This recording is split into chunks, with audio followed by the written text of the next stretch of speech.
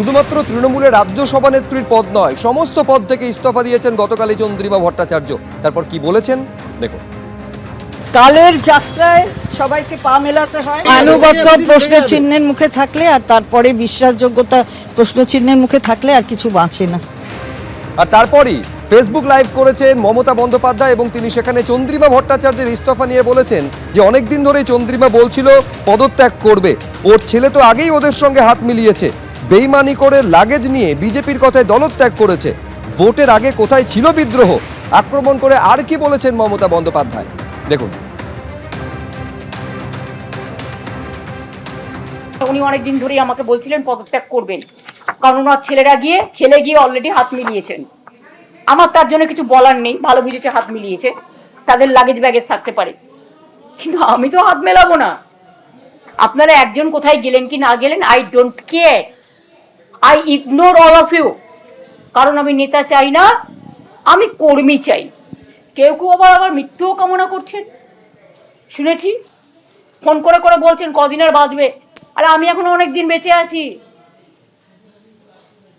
আর আমার পরের জেনারেশনও বাঁচবে, তারপরের জেনারেশনও বাঁচবে, তারপরের জেনারেশনও বাঁচবে। আপনারা এই সিম্বলে জিতে এসছেন, আর আজকে বিদ্রোহী কিসের বিদ্রোহী? ইলেকশনের আগে পর্যন্ত বিদ্রোহ ছিল না?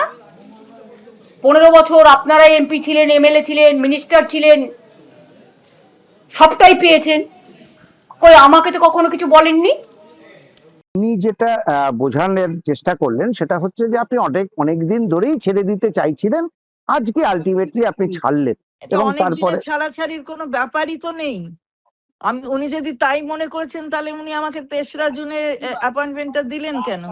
অনেক দিন থেকে যদি ছাড়াছাড়ি করি, কথা হচ্ছে 22শে জুন ও গেছে, আমার ছেলে সৌরভ ও গেছে, তো যাবার পর থেকে হয়তো এই সন্দেহের একটা বাতাবরণ হয়তো তৈরি হয়েছে, ওনার কোনো মনে হয়েছে যে আমি কোথাও কিছু, আমি নিজেই বলেছিলাম যে আমি যেতে, আমাকে ছেড়ে দিন, আমি রিজাইন করছি। উনি তো আমাকে বারণ করেছেন। কালকের ব্যাপারটা তা নয়, কালকে উনি বললেন আমাকে ফোনে যে আমি ওদের হাতে ছেড়ে দিয়েছি, আমি ভবনটা তুলে দিয়েছি ওদের হাতে।